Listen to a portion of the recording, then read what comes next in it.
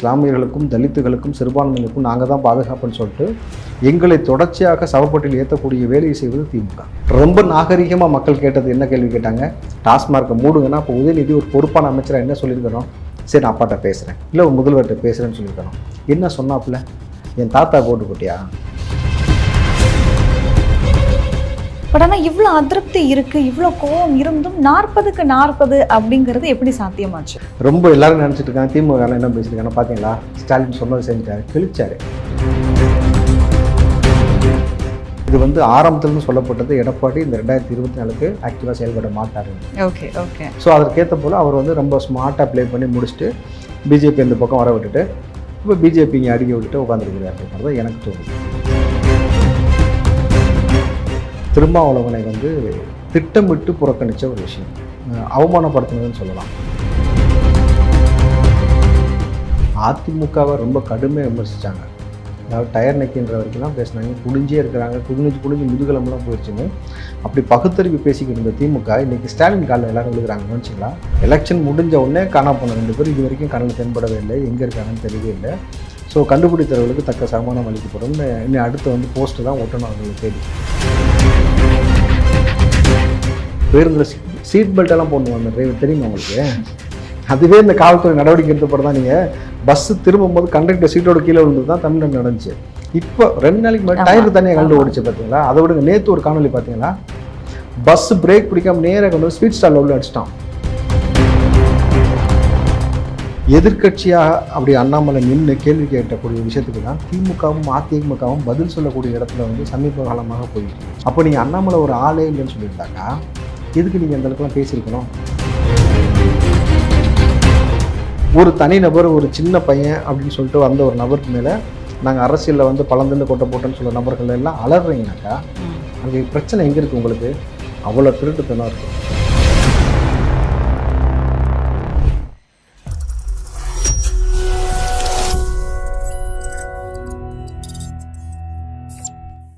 இளைய பாரதம் நேயர்களுக்கு வணக்கம். இன்னைக்கு நம்ம கூட நேர்காணல்ல காங்கிரஸ் கட்சியை சேர்ந்த திரு ராவுத்தர் இப்ராஹிம் இருக்காரு. அவர்கிட்ட இப்ப நடக்கக்கூடிய அரசியல் நிகழ்வுகள் குறித்து நிறைய விஷயங்களை கேட்க போறோம். அவரை நேர்காணலுக்கு வரவேற்கலாம். வணக்கம் சார். வணக்கம். எப்படி இருக்கீங்க இப்ராஹிம் சார்? வணக்கம். ஓகே. ஸோ இப்போ நடக்கக்கூடிய அரசியல் நிகழ்வுகள் குறித்து நிறைய கேள்விகள் எனக்கு கேட்கணும். ஸோ உங்களுடைய பாயிண்ட் ஆஃப் வியூவில் இருந்து சொல்லுங்கள்.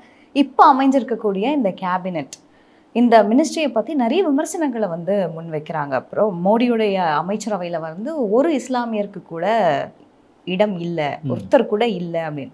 ஆனால் இங்கே இருக்கக்கூடிய அமைச்சரவையில் எத்தனை இஸ்லாமியர்கள் இருக்காங்க?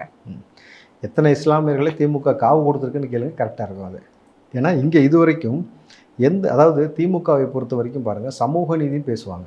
சமூக நீதியை சவப்பட்டியில் ஏற்றுவது திமுக தான்றது அப்பட்டமாக தமிழ்நாட்டில் நடக்கக்கூடிய இந்த ஆட்சி முறையை பார்த்து நமக்கு தெரியும். இன்றைக்கி மோடியா ராகுலா இந்த போட்டி நடக்கும்பொழுது 10 கிராமங்கள் தொடர்ச்சியாக நீங்கள் பார்த்தீங்கன்னா தமிழ்நாட்டில் எலெக்ஷனை புறக்கணிச்சிருக்கிறாங்க. ஓகே. ஸோ இது யார் மீது உள்ள கோபம்? மோடி மீதோ ராகுல் மீதோ கிடையாது, ஸ்டாலின் மீது உள்ள கோபம். அப்போ ஸ்டாலினுடைய மோசமான ஆட்சி, அந்த ஆட்சியினால் வந்தக்கூடிய மக்கள் மீது போட்ட குண்டர் சட்டமாக இருக்கட்டும், அதாவது விவசாயிகள் மீது, குறிப்பாக விவசாயிகள் மீது குண்டர் சட்டம் போட்டதாக இருக்கட்டும், இந்த வேங்கவேல் பிரச்சனையாக இருக்கட்டும், நாங்குநேரி பிரச்சனையாக இருக்கட்டும், புதுக்கோட்டை பிரச்சனையாக இருக்கட்டும், இந்த சாதிய அடக்குமுறைகள், இந்த வெட்டுக்குத்துகள், மலம் கலக்கப்பட்டது, இந்த பிரச்சனை சரி செய்யாதனால இந்த கோபத்தினால வந்த அதோடைய எதிர்வினையை தான் இன்றைக்கி மக்கள் ஆட்டினாங்க.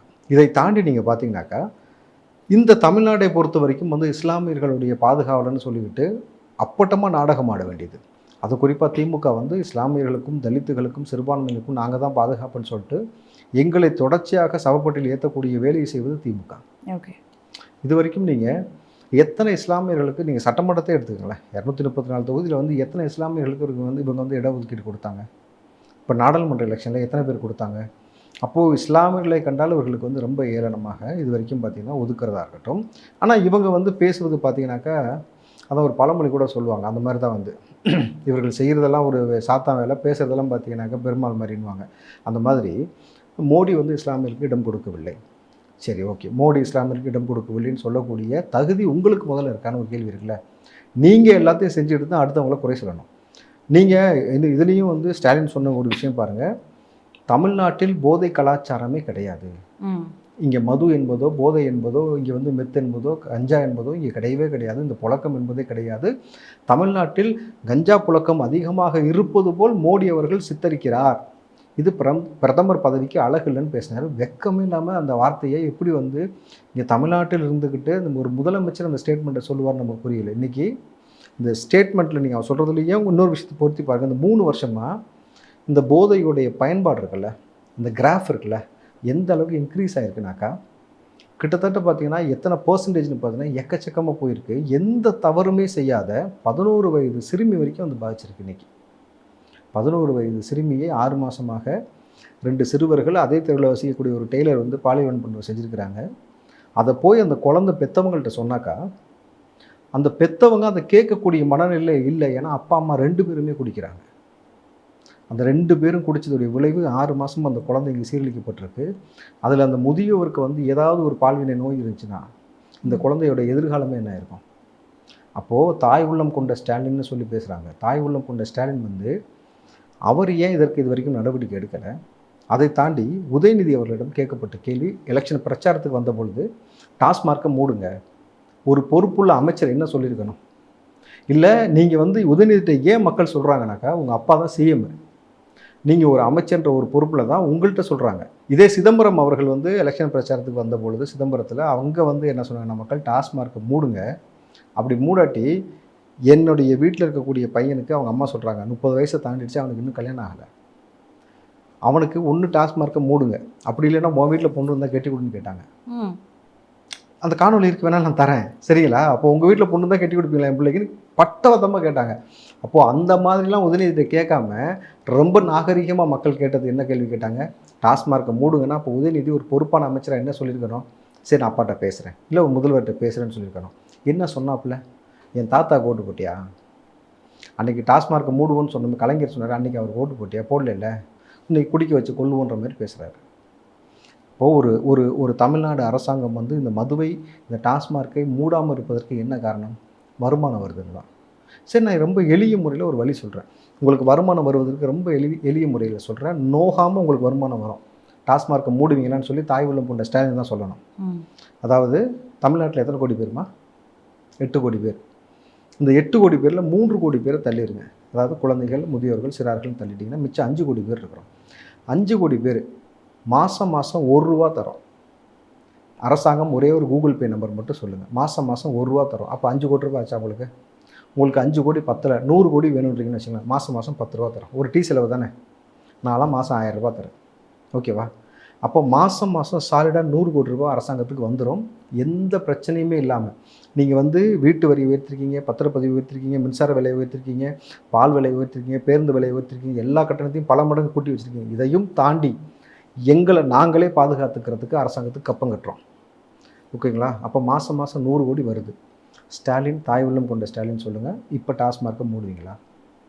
100 கோடி பத்தலைன்னா கேளுங்க, 10 ரூபாய்க்கு 20 ரூபாய் தரதுக்கு ரெடி. இன்னும் சொல்ல போனீங்கன்னா தன்னார்வலர்கள், பிஸ்னஸ்மேன்லாம் எவ்வளோ காசுலாம் கொடுக்க ரெடி. இந்த டாஸ்மார்க்கை நீங்கள் மூடுறதா இருந்தால் நாங்கள் பணம் தரோம், அரசாங்கம் மூடுவீங்களா? சொல்லுங்கள். நிச்சயமா. இந்த இடத்துல எனக்கு வந்து ஒரு கேள்வி உங்கள்கிட்ட கேட்கணும். என்னன்னா, உதயநிதியை பற்றி நீங்கள் ஒரு விஷயம் சொல்லியிருந்தீங்க. உதயநிதி அவர்கள் வந்து இந்த மாதிரியான ஒரு விஷயத்த வந்து நாசுக்கா இப்படி சொல்கிறாரு அப்படின்னு சொல்லிட்டு. கம்பேரிட்டிவ்லி பார்த்தோம் அப்படின்னா கலைஞர் அவர்கள், அதுக்கப்புறம் ஸ்டாலின் அவர்கள், இப்போ உதயநிதி அப்படின்னு பார்க்கும்போது உதயநிதி வந்து சரியான இடத்துல சரியான விஷயங்களை பேச மாட்டேங்கிறாரு அப்படின்னு நீங்கள் நினைக்கிறீங்களா? ஆமாம், அவர் என்னைக்கு சரியான விஷயத்த பேசியிருக்காரு? யார் கூட உட்காந்து சரியான, அதாவது அவருடைய வார்த்தைகள், சரியான வார்த்தைகளை அவர் யூஸ் பண்ண மாட்டேங்கிறாரு. ஒரு இடத்துல பேசும்போது ரொம்ப ரொம்ப அசால்ட்டாக வார்த்தைகளை வந்து விட்டுடுறாரோ அப்படின்னு நீங்கள் என்னைக்காவது யோசிக்கிறீங்களா? இது நான் இல்லை, டிஆர் பாலுவை யோசிச்சிருக்காரு. டிஆர் பாலு யாருமா? கலைஞரோட பயணப்பட்டு இன்றைக்கி ஸ்டாலினுக்கு பயணப்பட்டு மாமா மாமான்னு சொல்லுவார் இவர் வந்து அவரை. டிஆர் பாலு ஒரு பொதுக்கூட்டத்தில், திமுகவுடைய பொதுக்கூட்டத்தில் வச்சு சொல்லியிருக்காரு, உதயநிதி யாருக்கும் பயப்பட மாட்டுறாரு அவங்க அப்பாவை தவிர, போகிற போக்கில் என்கிட்ட பேசிட்டு போகிறாரு, தான் கையில் இருக்கக்கூடிய பதவியோடைய வேல்யூ அவருக்கு தெரியல, சொற்களை சிதறவிடுகிறார், இதை வந்து அவர் நிப்பாட்டிக்கணும், இல்லாட்டி வந்து கடுமையான எதிர்வினை ஆற்றுவாங்க மக்கள்னு சொல்லி அவர் ஒரு பொதுக்கூட்டத்தில் பேசியிருக்காரு. உதயநிதி அவர்கள் சனாதன மேட்டரை தொற்றுக்கவே கூடாது. ஓகே, மதம் நல்ல ஒரு விஷயம் புரிஞ்சுக்கங்களேன். மத வழிபாடுன்றத அரசியலுக்குள்ளே கொண்டே வரக்கூடாது. அரசியல் என்பது வேறு, மத வழிபாடு வேறு. நான் எனக்கு பிடிச்சி நான் எந்த மதத்தை வழிபடணும் வணங்கணுன்றதை நான் முடிவு பண்ணிக்கிறேன். இதுக்குள்ளே நீங்கள் வரவே கூடாது. எந்த அரசியல் கட்சியும் வரக்கூடாது. இந்த இடத்துல நான் சனாதனத்தை ஒழிப்பேன். இதில் 2 பேருமே இதில் கடுமையாக பேசியிருக்காங்க. ஒன்று திருமாவளவன் அண்ணன், இன்னொன்று பார்த்தீங்கன்னா உதயநிதி. உதயநிதி தான் சனாதனத்தை ஒழிக்கணும், அதுவும் டெங்குவோட ஒப்பிட்டுலாம் அவர் பேசினார். ஸோ இது வந்து எவ்வளோ பெரிய இம்பாக்ட் ஏற்படுத்துனா இன்றைக்கி ராகுல் காந்தியோட தோல்விக்கு அது மிக முக்கியமான காரணம். நான் அன்னையிலேருந்து சொல்லிவிட்டு இருக்கிறேன். நீங்கள் பேசி விட்டு போயிடுறீங்க. பிஜேபி துண்டு பிரசங்கம் அடித்து வட இந்தியா முழுக்க அவங்க கொடுத்துக்கிட்டு இருக்கிறாங்க. இது பெரிய இம்பாக்ட் ஏற்படுத்தும். நாளைக்கு ராகுல் தோற்றாருன்னா அதுக்கு நீங்கள் தான் காரணம். இன்றைக்கி அது நடந்துருச்சா இல்லையா? இது ஒரு பக்கம். உதயநிதி அவர்கள் தன் பொறுப்பை உணர்ந்து இது வரைக்கும் எங்கேயாவது ஒரு இடத்துல செயல்பட்டுருக்காரா? 41 கோடியை கொண்டு போய் இது வரைக்கும் ஃபார்முலா கார் ரேஸ் நடத்தணும் ரோட்டில் போட்டிங்க. இது வரைக்கும் அந்த காசு அரசாங்கத்துக்கு வரல. ஜாஃபர் சாதிக் கூட நின்று நீங்கள் புகைப்படம் எடுத்ததாக இருக்கட்டும், நீங்கள் அவசர அவசரமாக டெலிட் பண்ணதாக இருக்கட்டும், இது வரைக்கும் பார்த்தீங்கன்னாக்கா ஜாஃபர் சாதிக்கிடமிருந்து வாங்கிய செக் இருக்குல்ல, ஜாஃபர் சாதிக் கொடுத்ததோடய காணொலி இருக்குது. ஒரு பொக்கே, ஒரு செக்கு, ஒரு குச்சி, ஒரு குல்ஃபின்ற மாதிரி கொடுத்தானா? வாங்கினீங்களா? முதல்வரும் வாங்கியிருக்கீங்க, நீங்கள் இவர் உதயநிதியும் வாங்கியிருக்காரு. ஸோ வழக்கு வந்து இடி வரைக்கும் போயிடுச்சு. ஓகே, இடி வரைக்கும் போன பிறகு சட்டவிரோதமாக பண பரிவர்த்தனை செய்யப்பட்ட வழக்கில் இடி உள்ளே வந்துருச்சுன்னும் பொழுது அந்த செக்கை கொண்டு போய் இடிட்ட ஒப்படைச்சிருக்கணுமா இல்லையா? ஏன் இது வரைக்கும் ஒப்படைக்கலை? அப்போ நீங்கள் பொறுப்பு உணர்ந்தும் பேசுறது கிடையாது, பொறுப்பாக நடந்துக்கிறதும் கிடையாது. ஆனால் உங்களுடைய கனவெல்லாம் அடுத்த முதலமைச்சருடைய கனவு. நீங்கள் பெரிய சாதனை பண்ணுறேன்னு சொன்னது என்ன? காசிப்பம் பாத்திரங்கள்னு ஒருத்தன் கப் வாங்கி கொடுத்தான் மாற்றத்தினாலே, இதை வாங்கி கொண்டு போய் நிப்பாட்டி நீங்கள் செய்தியாக்குனது தான். இதை தாண்டி உதயநிதி அவர் வந்து கேலோ இந்தியான்னு நடத்தினார். உலக முதலீடு மாநாடும் நடந்துச்சு. இந்த 2 விஷயத்திற்கும் மாணவ பிள்ளைகளை கட்டாயப்படுத்தி அழைச்சிட்டு போயிருக்காங்கன்னு மாணவ பிள்ளைகளை குற்றச்சாட்டு வைக்கிறாங்க. ஓகே, அதாவது கம்பல்சரியாக நீங்கள் அதுக்கு வராட்டி அட்டண்டன்ஸ் போட மாட்டோம், ஹால் டிக்கெட் கொடுக்க மாட்டோம்னு சொல்லி மாணவர்களை மிரட்டியிருக்கிறாங்க. ஒவ்வொரு காலேஜுக்கும் 2 பஸ்ஸு கவர்மெண்ட் அனுப்புதுமா, 2 ப்ரொஃபஸர்ஸ் இத்தனை ஸ்டூடெண்ட்ஸை கூப்பிட்டு வரணும், 100 200 ஒரு காலேஜுக்கு தகுந்த மாதிரி அவங்க சொல்லிடுறாங்க. கட்டாயத்தை கூப்பிட்டு போகணுமா. அதில் ஹைலைட்டாக என்னன்னாக்கா, கூப்பிட்டுட்டு போயிட்டு லைவ் லொக்கேஷன் ஆன் பண்ணி, கூகுள் மேப் ஆன் பண்ணி அந்த ஸ்டூடெண்ட்ஸ் ப்ரொஃபஸர்ஸோட எந்த இடத்துக்கு வந்திருக்காங்களோ அந்த இடத்துலேருந்து ஃபோட்டோ எடுத்து அதை ஷேர் பண்ணணும். ஒரு குரூப் தனியாக அதுக்குன்னு வச்சுருக்கிறாங்க. இது இந்த அரசாங்கம் செஞ்சிச்சு. நீங்கள் 200 ஊப்பின்னு கேள்விப்பட்டிருக்கீங்களா? உடன்பிறப்புகள் 200 கொடுப்பாங்கன்னு. அவனாவது 200 வாங்கிட்டு செய்கிறான். படிக்க வந்த மாணவ பிள்ளைகளை இப்படி செய்வதற்கு உங்களுக்கு அதிகாரம் யார் கொடுத்தா? நீங்கள் அரசாங்கத்தில் ஆட்சியில் உட்காந்துருக்கீங்கன்னு இப்படி செய்யலாமா? இதை கண்டித்து பிரசிடென்சி காலேஜில் மாணவர்கள் உள்ளிருப்பு போராட்டம் பண்ணாங்க. எங்களை கட்டாயப்படுத்தி இப்படி கூட்டு போகிறாங்க இந்த மாதிரியான விஷயத்துக்கு. அப்படிப்பட்ட ஒரு விஷயம் வெளியில் தெரியவே இல்லை. செய்தியில் வந்துருச்சு. ஓகே, நியூஸ் சேனல் கவர் பண்ணி போட்டிருக்கு, சேட்டலைட் சேனலே கவர் பண்ணி போட்டிருக்கு. அந்த செய்தி என்கிட்ட இருக்குது. அந்த ஆடியோவும் வீடியோவும் உங்கள்கிட்ட வேணால் நான் தரேன். ஸோ இது போன்ற விஷயத்தை தான் இது வரைக்கும் இந்த ஆட்சியாளர் செஞ்சுருக்காங்களே தவிர, இது தாண்டி உதயநிதி என்ன செஞ்சுருக்காரு? மக்களுக்காக, மண்ணுக்காக, இங்கே இருக்கக்கூடிய விஷயத்தை பாதுகாப்பதற்காக ஏதாவது செஞ்சுருக்கீங்கன்னா செய்ய கிடையாது. ஒரு உதயநிதியை பற்றி பெருமை கொள்வதற்கு என்ன இருக்குது? இப்போ உதயநிதி அப்படின்னு சொல்லும்போது கலைஞருக்கு அப்புறமா வந்து ஸ்டாலின் அப்படிங்கிற ஒரு விஷயம் ரொம்ப வருடங்களாக இருந்துச்சு. எப்போ அவர் கலைஞர் இருக்கும்போதே வந்துட்டு ஸ்டாலினை ஏன் முதலமைச்சராக ஆக்கல அப்படின்ற கேள்விகளும் அப்போ இருந்தது. ஆனால் கலைஞர் வந்து அதில் ரொம்ப ஸ்ட்ராங்காக இருந்தார். நான் இருக்க வரைக்கும் நான் தான் அப்படின்னு. ஆனால் இப்போது ஸ்டாலின் அவர்கள் வந்து இப்போதான் முதல் முறையாக பதவியேற்று 3 ஆண்டுகள் முடிஞ்சிருக்கு அப்படிங்கிற பட்சம் இப்போ வந்துட்டு அடுத்து உடனே உதயநிதி அப்படிங்கிறத வந்து கட்சியில் எப்படி ஏற்றுக்கிறாங்க? இன்பநிதி ஐயா வரைக்கும் முதலமைச்சர் ஆக்கிட்டு தான் நான் சாவணும் ஒருத்தன் பேசினானா?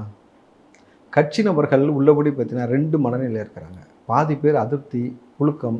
ஆனால் என்ன செய்ய முடியும்னு ஒரு பிரச்சனை இருக்குது. திமுகவில் அவர்களை தாண்டி நம்ம ஒன்றுமே செய்ய முடியாதுன்ற ஒரு அதிருப்தி இருக்குது. நீங்கள் அதற்காக தான் பார்த்தீங்கன்னாக்கா குறிப்பிட்ட நபர் இன்றைக்கி அரெஸ்ட் ஆகிட்டார். அவருக்கு வந்து சோர்ஸ்னு சொல்லுவார். இந்த சோர்ஸுன்ற பேரில் ஒவ்வொரு ஊர்லேயும் 2 திமுகவுடைய முக்கிய புள்ளிகள் அவர்களை தக்க வச்சுக்கிறதுக்காக இன்னொருத்தர் போட்டு கொடுக்கறதுக்காக இவரை பற்றின இன்ஃபர்மேஷன் அவங்களுக்கு சொல்லி அதை பற்றி செய்தியாக அவர் பேசினார். உதாரணத்துக்கு சொன்னால் திருச்சி, மதுரை 2 மாவட்டத்தை மட்டும் சொல்கிறேன். அங்கே யார்ன்றது உங்களுக்கு தெரிய வரும். இப்போ இதை தாண்டி அதனால தான் இன்றைக்கி பிடிஆருக்கு வந்து மறுபடியும் ஃபினான்ஸ் மினிஸ்டர் கொடுக்கலாம் அப்படின்ற மாதிரி ஸ்டாலின் முன்னெடுத்திருக்காருனாக்கா அப்போ அங்கே யார் தவறு செஞ்சுருக்கான்னு நீங்கள் புரிஞ்சுக்கங்க. இதை தாண்டி ஆட்சியில் இன்னொரு பிரச்சனை இருக்குது. மாதம் மின்கடன் எடுப்போன்னு சொன்னாங்க. இது வரைக்கும் எடுக்கலை. ஆனால் இன்றைக்கு 4வது முறை இந்த ஆட்சி ஏற்று 4வது முறையாக இன்றைக்கி வந்து மின்கட்டணத்தை உயர்த்துகிறாங்க. சரி, எனக்கு இதில் ஒரு இயல்பாக ஒரு கேள்வி இருக்குது. இதை தாண்டி இந்த 100 யூனிட் மின்சாரம் ஜெயலலிதா கொண்டு வந்தாங்கல்ல, அதை வந்து திமுக அரசாங்கம் இப்போ கை வச்சிருச்சு. என்ன சொல்கிறாங்கன்னா, ஒருத்தர் வந்து 5 போர்ஷன் வச்சுருக்காங்க ஒரு வீட்டில்னாக்கா, 5 போர்ஷன் இருக்குனாக்கா அவங்களுக்கு வந்து ஒரே ஒரு போர்ஷனுக்கு மட்டும்தான் நாங்கள் வந்து கரண்ட் வந்து 100 யூனிட் ஃப்ரீயாக கொடுப்போம், மிச்ச போர்ஷனாக நீங்கள் வாடகைக்கு வரதுலாம் கொடுக்க மாட்டோம் அப்படின்ட்டு. சரி, சென்னையில் வாடகைக்கு வந்து குடியிருப்பதற்கு அந்தளவுக்கு தான் அவன்கிட்ட வசதி இருக்குது, சொந்த வீடு இல்லை அப்படின்னு சொல்லி வரான்ல, அவனுக்கு தானே இலவசம் தேவை. கண்டிப்பா. சொந்த வீட்டுக்காரனுக்கு தேவையில்லை. அந்த புரிதல் இல்லாமல் இது ஒரு பக்கம் செய்றீங்க. சரி, ஓகே. நீங்கள் ஜெயலலிதா வந்து எல்லா மக்களுக்கும்னு கொண்டு வந்தாங்க. அதில் நீங்கள் கை வச்சிட்டீங்கல்ல. அப்போ இயல்பா எனக்கு இன்னொரு கேள்வி இருக்குது. அண்ணா சமாதி, ஜெயலலிதா சமாதி, கலைஞர் சமாதி, எம்ஜிஆர் சமாதி 4 சமாதி இருக்குமா? இந்த சமாதிகளில் எந்த சமாதிக்கு அதிகமாக கரண்ட் யூசேஜ் ஆகுது? கலைஞருக்கு தான். இப்போ கலைஞருக்காக உள்ள இன்ஃப்ராஸ்ட்ரக்சர் எவ்வளோ கட்டியிருக்காங்க ஆமா, பார்த்தீங்களா? ஆமா. கீழ அடுக்கு, மேல் அடுக்குன்னு சொல்லி உள்ளே லைப்ரரி இந்த மாதிரிலாம் கட்டியிருக்காங்கல்ல. அந்த மாதிரி மற்ற சமாதிகளுக்கு இல்லையா?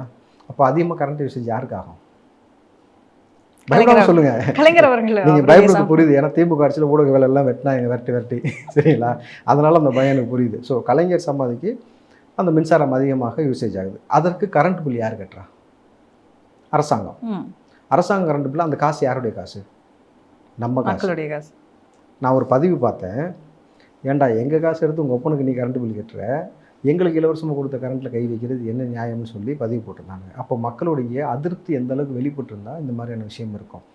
நீங்கள் உதயநிதியை பற்றி சொன்னீங்க இல்லையா? உதயநிதிக்கு எவ்வளோ பெரிய அதிருப்தி இருந்துச்சுனாக்கா, சனாதனம் பேசிய பிறகு அவருடைய ஃபோட்டோ வச்சு சிறுநீர் கழிக்கிறதா இருக்கட்டும், ஸ்லிப்பரில் அடிக்கிறதா இருக்கட்டும், இந்த மாதிரியான காட்சி அமைப்பு நிறைய நடந்துச்சு. இந்த பக்கம் முதல்வர் தண்ணி கேட்டாருன்னு சொல்லிட்டு இந்த பக்கம் தர்ப்பணம் நடத்துனாங்க. அந்த பக்கம் தமிழ்நாட்டில் ஏதாவது ஒரு எதிர்வினை இருந்துச்சா பார்த்தீங்களா? இல்லை. மக்கள் வந்து அந்தளவுக்கு உங்களுக்கு சப்போர்ட்டிவாக நிற்கலை. இப்போ இதுவே ஒரு என்டிஆர், எம்ஜிஆர் இந்த மாதிரி நபர்கள் இருந்தாக்கா பிரச்சனை வேறு மாதிரி போயிருக்கும். அப்போ உங்களுக்கு மக்கள் சப்போர்ட் இல்லைன்னா நீங்கள் செஞ்ச ஆட்சி முறை எந்த அளவுக்கு இருக்குன்னு உங்களுக்கு புரியுதா? பட் ஆனால் இவ்வளோ அதிருப்தி இருக்குது, இவ்வளோ கோவம் இருந்தும் 40க்கு 40 அப்படிங்கிறது எப்படி சாத்தியமாச்சு? அதுதான் ரொம்ப ரொம்ப எல்லாரும் நினச்சிட்டு இருக்காங்க. திமுக என்ன பேசியிருக்காங்கன்னா பார்த்தீங்களா, ஸ்டாலின் சொன்னது செஞ்சுட்டாரு, கிழிச்சாரு. நான் அதான் சொல்கிறேன். இது ராகுலா மோடியான்ற பிரச்சனை. இது இப்போ இதுவே வந்து நாடாளுமன்றமாக இல்லாமல் சட்டமன்ற எலெக்ஷன் இருந்துச்சுன்னு வச்சுங்களேன், திமுக நேரம் ஒன்றும் இல்லாமல் முச்சந்தியில் வந்து நின்றுருக்கும் நேரம்.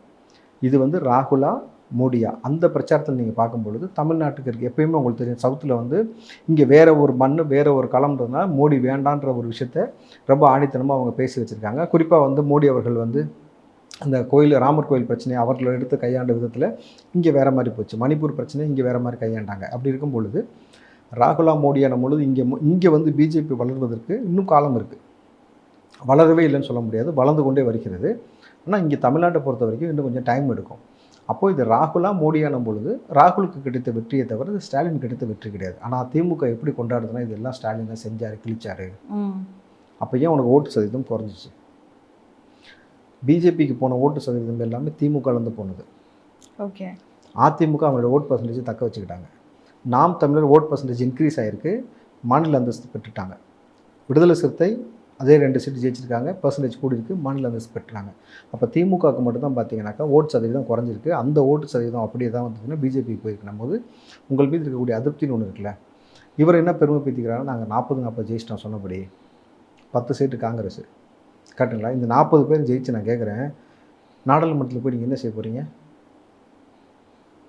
இனிமேட்டு தமிழ்நாட்டுடைய நலன் சார்ந்து இங்கே பேசக்கூடியது காங்கிரஸாக தான் இருக்கும். எங்கள் பின்னாடி தான் நீங்கள் நின்னாகணும், எங்கள் பின்னாடி ஒட்டிக்கிட்டு உட்காந்து ஆகணும் நாடாளுமன்றத்தில். இது வரைக்கும் 5 வருஷமாக, இதுக்கு முன்னாடி இருக்க 5 வருஷமாக டிஆர் பாலு அங்கே போய் என்ன பேசினார்? இவர் அன்ஃபிட்னு சொல்லி பேசினார். எல்முருகனை பார்த்து. கோமுத்ரான்னு ஒருத்தர் பேசினார். அதுக்கப்புறம் உட்கார்றா உதவாங்க போகிறேன்னு தயாநிதி மாறன் சக எம்பியை பார்த்து பேசினார். என்னன்னே புரியாமல் ராசா வந்து என்ன சொல்கிறான் அப்படின்னு வந்து உரிமையில் அவரை பார்த்து கேட்டார். இதை தாண்டி இவர்கள் என்ன செஞ்சுருக்காங்க? ராசா ஒரு பேப்பர் வச்சுட்டு அவர் நாடாளுமன்றத்தில் வாசித்தது பார்த்தீங்களா? சார் 1 மினிட் சார், ப்ளீஸ் இப்படி தான் கெஞ்சிட்டு கிடந்தார் தவிர இங்கே தமிழ்நாட்டில் வாய்களே பேசுகிறார் பார்த்துருப்பீங்களா? பெரியார்னு வர பெரியார் மண், அண்ணா மண்ணுன்னு வாங்கி இருக்கிற எல்லா மண்ணையும் எடுத்து விற்றாங்க, ஆட்டையை போட்டாங்களா? அதை தாண்டி இவர்கள் பெருசாக ஒன்றுமே பண்ணல. அப்போது நீங்கள் என்ன செய்ய போகிறீங்க அடுத்த ஒரு 5 வருஷமானாக்கா? இப்போது காங்கிரஸ் தனிப்பெரும்பான்மை பெற்றிருக்கு, கிட்டத்தட்ட 99 சீட் வரைக்கும் வந்தாச்சு. கூட்டணியாக சேர்ந்து பார்த்தீங்கன்னாக்கா 230க்கு மேலே இருக்குது. அப்போ தமிழ்நாடு நலன் சார்ந்து இதுக்கு மேலே காங்கிரஸ் நாங்கள் குரல் எடுப்போம், திமுக நாங்கள் சொல்கிறத கேட்டு கம்முனிங்க பின்னாடி நீங்கள் குரல் கொடுக்கணும். ஒன்றுமே பண்ண முடியாது எதிர்த்து. ஏன்னாக்கா மக்கள் நலன் சார்ந்து இது வரைக்கும் இவர்கள் யாருமே ஒன்றும் செய்யலை. இங்கே தமிழ்நாட்டில் களம் எப்படி மாறிக்கிட்டு இருக்குனாக்கா, பிஜேபி ஆட்சியை பிடிப்புன்னு 2026 அவர் சொல்லிகிட்டு இருக்கிறார் அண்ணாமலை. இந்த பக்கம் இப்போ செல்வ பிறந்தகை என்ன பேசிகிட்டு இருக்காருனாக்கா, இனி நீ சீட்டு கூட நான் சீட்டு கூட நீ எவனும் போய் பிச்சை எடுக்கிறதுக்கு தகுதியாக நம்ம தயாராக இல்லை. 2026 காங்கிரஸ் ஆட்சி இங்கே வரணும், அதற்கான வேலையை நம்ம செய்யணும்னு காங்கிரஸ் கூட்டத்தில் பேசினார், பொதுவெளியில் மீடியாவில் பேசினார். அப்போ வந்து எல்லாருமே வச்ச கேள்வி என்னென்னா, ஸ்டாலினை வந்து அவர் கோபப்படுத்திட்டாரு. ஸ்டாலினை வந்து இந்த மாதிரி கூட்டணியில் இப்படி பேசியிருக்க கூடாது. அப்போ கடைசி வரைக்கும் திமுக ஆளணும், மித்த கட்சி யாருமே ஆளக்கூடாது எப்படி? ஓகே. இப்போ நீங்கள் சொல்கிறத வச்சு நான் கேட்க, கடைசி வரைக்கும் திமுக ஆளணும் அப்படிங்கிற ஒரு விஷயம் அவங்க யோசிக்கிறாங்கங்கிற பட்சத்தில் எனக்கு என்ன ஒரு கேள்வி உங்ககிட்ட கேட்கணும் அப்படின்னா, காங்கிரஸ் பின்னாடி திமுக இருக்கும் அப்படிதான் நாடாளுமன்றத்துல காங்கிரஸ் தான் கேள்வி கேட்கும் அப்படிங்கறத சொல்றீங்க இல்லையா? ஸோ அதை வந்துட்டு இவங்க இங்க ஸ்டேட் பாலிடிக்ஸ்ல சாதகமா யூஸ் பண்ணிக்கிறாங்கன்னு நினைக்கிறீங்களா? என்னன்னா பிரசாந்த் கிஷோர் அவர்கள் சொல்லியிருந்தாரு, நான் ஏற்கனவே திமுகவை வார்ன் பண்ணேன், பாஜக வந்துட்டு ஒரு 2வது பெரிய கட்சியா தமிழ்நாட்டுல வரும் அப்படின்னு சொல்லிட்டு. ஸோ அதிமுக அப்படிங்கிற அந்த கட்சி வந்துட்டு சரிஞ்சிருச்சா? மொத்தமா தமிழ்நாட்டுல இல்லாம பண்ணிட்டாங்களா? பாஜகவினர் தான் அதுக்குமே காரணம் அப்படின்ற ஒரு விஷயமும் எல்லாராலையுமே சொல்லப்படுது. அவங்க வந்து பாஜக காரணம் சொல்றது, பாஜக வளர்ந்துருச்சு, தமிழ்நாட்டில் பாஜக வளர்ந்துருக்கு அப்படின்னு சொல்றாங்க. ஸோ திமுகவினர் வந்துட்டு இப்போ இங்க இருக்கக்கூடிய ஒரே மாநில கட்சி நாங்க தான், எங்களுக்கு ஆப்போசிட்ல இருக்கணும் அப்படின்னா அது பாஜக, வளர்ந்து வரக்கூடிய பாஜக வந்து ஒரு அப்போசிஷன் பார்ட்டியா பாக்குறாங்களா? அதனால வந்துட்டு பாஜக கிட்ட கூட்டணி இல்லாம காங்கிரஸோடவே கூட்டணி வச்சுக்கிட்டு ஒரு பக்கம் சேஃப் அண்ட் செக்யூர்டா இருந்துக்கலாம், ஸோ அப்போசிஷன் பார்ட்டி பாஜகவா இருக்கட்டும் அப்படின்னு நினைச்சு இங்க ஒரு பாலிடிக்ஸ் போகுதா? திமுகவை பொறுத்த வரைக்கும் இது வரைக்கும் எந்த கட்சியும் வளர விட்ட வரலாறு திமுக கிடையாது. ஓகே, அது காங்கிரஸாக இருக்கட்டும், கம்யூனிஸ்டாக இருக்கட்டும், மார்க்சிஸ்டாக இருக்கட்டும், விடுதலை சிறுத்தை, தமுமுக, இந்தியன் முஸ்லீம், திக, வைகோ எல்லா நபர்களையும் அடக்கியிருக்காங்க, இது வரைக்கும் ஒழிச்சிருக்காங்கன்றதான் வரலாறு. இதை தாண்டி பிஜேபி வந்து இங்கே வளர்ந்ததுக்கு அதிமுக அழிஞ்சதான் காரணமா அப்படின்னாக்கா அது ஏற்றுக்கொள்ள முடியாது. இங்கே 1000 குடும்பங்கள் இருக்குது தமிழ்நாட்டில்னு வச்சுங்களேன். எல்லா குடும்பத்துக்கும் ஒருத்தன் அப்பனா இருக்க முடியாது. அந்தந்த குடும்பத்துக்கு குடும்ப தலைவன் தனித்தனி ஆள் இருப்பாங்க. என் குடும்பத்துக்கு நான் தலைவர்னு சொன்னாக்கா திமுகவுக்கு வலிக்குதுன்னா என்ன அர்த்தம்? இப்போ முதல்வரை கோவப்படுத்துகிற மாதிரி செல்வப்படுத்த பேசிட்டாருன்னா உன் குடும்பத்துக்கு நீங்கள் தலைவர், காங்கிரஸுக்கு இவர் தலைவர், நாங்கள் எங்கள் ஆட்சியை கொண்டு வருவோம்னு சொல்லும்போது உங்களுக்கு அது பிரச்சனையாக இருக்குன்னா எங்களை நீங்கள் அடிமைப்படுத்த நினைக்கிறீங்கன்னு ஒரு விஷயம் இருக்குது. இதை தாண்டி அந்த இடத்தில் எடப்பாடி அவர்கள் வந்து தன் கட்சியை வந்து தக்க வைக்கிறதுக்கான வேலையை செஞ்சாரா செய்யலையான்றது அவர் தான் முடிவெடுத்து சொல்லணும். இப்போ அவர் ஒரு அறிக்கை கொடுத்துருக்காரு, திமுக கூட்டணியில் எல்லாருமே பிரச்சாரத்துக்கு போனாங்க, உதயநிதியிலேருந்து எல்லாருமே, பிஜேபியில் இந்த மாதிரி அண்ணாமலையிலேருந்து எல்லாருமே கூட்டணியிலேருந்து போனாங்க, அதிமுக நான் ஒரே ஒரு ஆள் தான் எல்லாத்துக்கும் போய் வந்து உட்காந்து பேசினேன் அப்படின்ற மாதிரி ரொம்ப வருத்தப்பட்டு சொல்லியிருக்காரு. தான் நீங்கள் ஒரு ஆளாக இருக்கிறதுக்கு காரணம் நீங்கள் தானே. நீங்கள் நீங்களாக தான் ஒரு ஆளாக வந்து நீங்கள் வந்து வச்சுக்கிட்டீங்க. இப்போது ஓபிஎஸ், சிபிஎஸ், டிடிவி, சசிகலா இது போன்ற நபர்கள்லாம் நீங்கள் ஒரு கட்டமைப்புக்குள்ளே நீங்கள் வச்சுருந்துருக்கணும், வைக்கலை. இன்றைக்கு அதிமுக கூட கூட்டணி வச்சு தான் நிறையா சீட்டு வாங்கியிருப்போம்னு சொல்லி எஸ்பி வேலுமணி பேசுகிறாரு. அது இல்லைன்னு எடப்பாடி மறுத்து பேசுகிறாரு, இந்த பக்கம் ஜெயக்குமார் மறுத்து பேசுகிறாருன்னா அப்போ உங்களுக்குள்ளே என்ன பிரச்சனை இருக்குது? அதை சரி செய்யணும். இன்றைக்கி பத்தாவதுக்கு பலாப்பழத்தில் இருந்தது 4 சொல்ல, அதுலேயும் 3 சொல்ல தனியாக வந்துருச்சு, பார்த்தீங்களா இல்லையா? அவங்க 3 பேர் தனியாக வந்துட்டு நாங்கள் தனியாக ஒரு, அதாவது 5வது கட்சி மாதிரி 5வது ஒரு இயக்கம் மாதிரி அவங்க ஃபார்ம் பண்ணுறாங்கனாக்கா அப்போ எப்படி அதிமுக வலுவான ஒரு கட்சியாக வளரும்? தொண்டர்களுக்கே இப்போ வந்து எவ்வளோ பெரிய அதிருப்தி ஏற்பட்டிருக்கோம். ஜெயலலிதா, எம்ஜிஆர் நம்ம 2 ஐக்கான் இருந்த இடத்துல இன்றைக்கி யாரா ஓபிஎஸ், டிடிவி நாங்கள், சசிகலா நாங்கள், இப்போ வந்து எடப்பாடி நாங்கள், இப்போ அவரும் இல்லை யாருன்னும் பொழுது மக்கள் எப்படி உங்களை நம்பி ஒரு ஓட்டு போடுவாங்க? அந்த ஒரு பிரச்சனை இருக்குல்ல. இப்போ அந்த பிரச்சனையை பார்க்கும் பொழுது இன்றைக்கு 2026க்கான களம் எப்படி போகும்னாக்கா, இந்த பக்கம் பார்த்தீங்கன்னாக்கா உதயநிதி திமுகவிற்கான லேபிள், அதிமுகவிற்கான லேபிள்ன்றது அன்னைக்கு சூழ்நிலைக்கு தான் யாருன்னு தெரியும். ஏன்னா இன்றைக்கே நம்ம எதுவுமே முடிவு பண்ண முடியாது. ஏன்னா அதிமுக அவங்க சொல்லக்கூடிய எஸ்பி சொல்லுவது சேர்ந்து இருந்தால் பிஜேபியோட நம்ம வந்து ஒரு வலுவான இடத்துக்கு பெற்றுலான்னு, ஓபிஎஸ் சேர்ந்து இருந்தான்றாரு, டிடிவி சேர்ந்து இருந்தான்றாங்க, சசிகலா ஏற்கனவே இணக்கமாக தான் இருந்தாங்க. அப்போ சேரவே வேணான்னு சொல்கிறது யார்? எடப்பாடி. அப்போ இங்கே சேரக்கூட விடாமல் வச்சுருக்கிறது எடப்பாடி மட்டும்தான். அப்படின்னும் பொழுது எடப்பாடின்னு ஒரு கேரக்டர் அங்கே இருந்தால் தானே பிரச்சனை, இல்லாட்டி? ஏன்னா இப்போ எடப்பாடி அவர்கள் வந்துட்டு சொல்லியிருந்தாரு, அந்த பக்கம் அவங்க பிரச்சாரம் பண்ணாங்க, இந்த பக்கம் இவங்க பிரச்சாரம் பண்ணாங்க, ஆனால் இங்கே நான் மட்டும்தான் பண்ணிட்டு இருக்கேன், நான் பண்ணியே இவ்வளோ வாக்கு வாங்கியிருக்கேன் அப்படிங்கிற மாதிரி சொல்லியிருந்தேன். உண்மையிலேயே எடப்பாடியோட நிலைமை இங்கே பொறுத்த வரைக்கும் எப்படி இருக்கு? இல்லை, எனக்கு எடப்பாடி ரொம்ப திட்டமிட்டு இந்த விஷயத்தை செஞ்ச மாதிரி தான் எனக்கு தோணுச்சு. அதாவது ஜெயிச்சு ஒரு 10 சீட்டு வாங்கிட்டாருன்னா எங்கே போய் நிற்கணும்? ஸ்டாலின் வந்து ராகுல் கூட நிற்கும் போது இவர் போய் அங்கே நிற்க முடியாது. அப்போது ஒரு 10 சீட்டு இங்கே வாங்கியிருக்காங்கன்னு வச்சுக்கோங்களேன். அப்போ திமுக எப்படி விமர்சிக்கும்? தமிழ்நாட்டு நலனுக்காக மோடியிடம் போய் பேசணும், பேசி அங்கே ஒரு மினிஸ்டர் எல்லாம் வாங்கணும்னு சொல்லியிருப்பாங்க. அப்போது தமிழ்நாடு நலன் சார்ந்து அங்கே போயிட்டு இவர் தமிழ்நாட்டுக்காக தான் போனேன்னு சொன்னாக்கா திமுக என்னென்னு பிரச்சாரம் பண்ணோம்? பார்த்தீங்கன்னா நான் சொன்னேன்ல கள்ள உறவு வச்சுருக்காங்கன்னு, இப்போ பாருங்கள் கூட்டணி சேர்ந்துட்டாங்க, போய் பார்த்தீங்களா காலில் விழுந்துட்டாரு. அப்போ என்கிட்ட இருந்தால் தானே பிரச்சனை, இல்லாட்டி? எனக்கு எடப்பாடி அந்த ஸ்ட்ராட்டஜி தான் கிளியராக மூவ் பண்ணியிருக்கிறாரு. ஏன்னா இது வந்து ஆரம்பத்துலேருந்து சொல்லப்பட்டது எடப்பாடி இந்த 2024க்கு ஆக்டிவாக செயல்பட மாட்டாருன்ட்டு. ஓகே. ஸோ அதற்கேற்ற போல் அவர் வந்து ரொம்ப ஸ்மார்ட்டாக ப்ளே பண்ணி முடிச்சுட்டு பிஜேபி இந்த பக்கம் வர விட்டுட்டு இப்போ பிஜேபி இங்கே அடிக்க விட்டுட்டு உட்காந்துருக்குறாருன்ற மாதிரி தான் எனக்கு தோணுது. புரியுது. இப்போ இந்த வச்சு கேட்கணும் அப்படின்னா இன்னொரு விஷயம் வந்துட்டு, இப்போ இந்த ஏர்போர்ட்டுக்காக வந்துட்டு ஆல்ரெடி ஒரு பிரச்சனை போயிட்டு இருந்தது. எங்களுடைய நிலத்தெல்லாம் வந்துட்டு வாங்குறாங்க. இப்போ நான் விவசாயத்துக்கு நான் இங்கே என்ன பண்ணுறதுன்னு பரனூர் மக்கள் வந்துட்டு ரொம்பவே ஒரு பெரிய போராட்டம்லாம் நடத்தினாங்க. இப்போ மறுபடியும் ஒரு எலெக்ஷன் முடிஞ்சிருக்கு. இப்போ மறுபடியும் 40க்கு 40 அடிச்சிருக்காங்க போது மறுபடியும் இடத்த பிடுங்குறாங்க. அந்த மக்கள் என்ன பண்ணுவாங்க? இல்லை, 40க்கு 40 அடிச்சிருக்காங்க. 2026 செவிலே மக்கள் அடிப்பாங்க திமுகவுக்கு. ஏன்னா மீண்டும் வந்து 67 ஹெக்டர் வந்து நிலத்தை வந்து கையகப்படுத்தி தான் ஏர்போர்ட்டை கொண்டு வர போகிறோம்னாக்கா, நீங்கள் மோடி வந்து சொல்லவே இல்லை விவசாய நிலத்தை கண்டுபிடிச்சி எனக்கு கொடு, அங்கே தான் நான் ஏர்போர்ட் கொண்டு வர போகிறேன்னு. இடத்தை தேர்வு செய்யக்கூடிய பொறுப்பை மத்திய அரசு மாநில அரசிட்ட கொடுத்துச்சு. ஆனால் நீங்கள் தேடி தேடி விவசாய நிலங்களை கண்டுபிடிச்சி நீங்கள் எடுத்து நீங்கள் வந்து அந்த நிலங்களை அழிக்கிறீங்கன்னாங்க. அப்போ நீங்கள் டெல்டாக்காரன்னு எதுக்கு சொல்கிறீங்க வெளியில்? அவர்கள் மீது குண்டர் சட்டம் போட்டிங்க, அவங்க எலெக்ஷனை புறக்கணிச்சாங்க. கிட்டத்தட்ட 650 நாளை தாண்டி அவங்களுடைய டெய்லி போராட்டம் பண்ணிக்கிட்டு இருக்காங்க. அதை கடந்த அரசாங்கம் அதுக்கு செவி சாய்க்கவே இல்லை. மீண்டும் இடத்தை கையகப்படுத்துறீங்கன்னும் பொழுது எப்படி ஒரு மோசமான ஒரு ஆட்சி நடக்குதுன்னு பார்க்குறீங்கல்ல. இன்றைக்கி நிலைமைக்கு ஒருவேளை ஆட்சி கலைஞ்சிச்சுன்னு வச்சுங்க, திருப்பி எலெக்ஷன் வச்சுன்னா திமுக வந்து எனக்கு தெரிஞ்சு ஒரு 30-40 சீட்டு ஜெயிச்சாலே பெரிய விஷயம். அதுக்கு மேலே ஜெயிப்பதற்கு வாய்ப்பு இல்லை. 2026 களம் எப்படி இருக்கும்னாக்கா, இந்த பக்கம் பார்த்திங்கன்னா உதயநிதி, இந்த பக்கம் பார்த்திங்கன்னா எடப்பாடியா யாருன்றது, இந்த பக்கம் அண்ணாமலை அவர் தலைமையில் ஒன்று, இந்த பக்கம் பார்த்திங்கன்னா விஜய் உள்ள வராப்பில். விஜயோட சீமான் நிச்சயமாக கை கொடுப்பதற்கான வேலையை 2 முறை நேரில் சந்தித்து பேசியிருக்காங்க. நான் நேரடியாக அந்த கட்சி நம்மளோட தொடர்பில் இருக்கிறதுனால சொல்கிறேன். இது கூட வந்து அண்ணன் திருமாவளவன், விஜய், சீமான் 3 பேரும் கூட்டு சேர்ப்பதற்காக ஒரு முன்னெடுப்பு எடுத்துக்கிட்டு இருக்கிறாங்க. ஸோ அந்த ஒரு முன்னெடுப்பு எடுத்துன்னா ஏற்கனவே நல்லா யோசிச்சு பாருங்கள். இந்த பக்கம் செல்வ பிறந்தகை நம்ம ஆட்சி செய்யணுன்றாரு. அப்போ காங்கிரஸ் வந்து 2026 அவங்களோட இருக்குமான்றது ஒரு பெரிய ஒரு கேள்விக்குறி. இந்த பக்கம் விஜய், சீமான், திருமாவளவன் இவங்க 3 பேரும் ஒரு சேருவாங்க. அண்ணாமலை திருப்பி ஒரு ஃபார்ம் பண்ணுவார். இந்த பக்கம் ஏடிஎம்கே ஒரு பக்கம் இருக்கும்போது டிஎம்கே தனித்து விடப்படுவதற்கான எல்லா வாய்ப்பும் இந்த பக்கம் இருக்குது. அப்படின்னும் பொழுது டிஎம்கே என்ன செய்ய போகிறாங்க? 2026 மிக மோசமான ஒரு பின்னடைவை திமுக சந்திக்கும். ஏன்னா மோடியோடைய அந்த பெரிய இம்பேக்ட் இருக்குல்ல, அது வந்து தமிழ்நாட்டில் ரொம்ப பெரிய இம்பேக்ட் வந்து ஏற்படுத்தலை. அதாவது வந்து மோசமான ஆட்சி செஞ்சார், இல்லை வந்து அந்த பக்கம் யூபியில் வந்து மசூதி இடிச்சாங்கன்னு சொன்னதாக இருக்கட்டும், இல்லை வந்து மணிப்பூர் கலவரம் பல விஷயங்கள் சொல்லும் பொழுது தமிழ்நாட்டில் அந்த எந்த பிரச்சனையுமே இங்கே ஏற்படலை. தமிழ்நாட்டில் ஏற்பட்டதெல்லாம் திமுக செஞ்ச பிரச்சனை தான். இந்த ஆட்சியில் வந்து லேக் இருந்துச்சு இல்லையா, வேங்கவில் பிரச்சனையாக இருக்கட்டும், நாங்குநேரி புதுக்கோட்டைன்ற மாதிரியான பிரச்சனை, கஞ்சா மெத்து போட்டு போலீஸ் அடித்த பிரச்சனையாக இருக்கட்டும், இந்த போக்குவரத்து ஊழியர்கள் பிரச்சனையாக இருக்கட்டும், இங்கே வீடியோ ஆட்சியாக இருந்தது, விடிய ஆட்சின்னு சொன்னாங்க அதிமுக, வீடியோ ஆட்சியாக மாறிச்சில்ல. ஒரு போக்குவரத்து ஊழியருக்கும் காவல்துறையை 2 பேரும் கெட்டுப்பிடிக்க வைத்தியம் வச்சுலாம் செஞ்சு பண்ண அந்த விஷயமா இருக்கட்டும், இது எல்லாமே மக்கள் வந்து மோடியை கூர்ந்து அங்கே கவனிச்சுக்கிட்டு வந்து இந்த பக்கம் வந்து ராகுலுக்கு வேணும்னு சொல்லி ஓட்டு போட்டாங்கனாக்கா, திமுக இவ்வளோ மோசமான ஆட்சி செஞ்சுருக்குல்ல, 2026 மக்கள் எந்த அடி அடிப்பாங்கன்னு யோசிச்சு பாருங்களேன். திமுகவை சும்மா லேஸ்லாம் சொல்லக்கூடாது. அடுத்த 10 ஆண்டுக்கு திமுக எந்திரிச்சு நிற்பதற்கு வாய்ப்பு இல்லாத அளவுக்கு முன்னெடுப்பு எடுக்கப்படும்.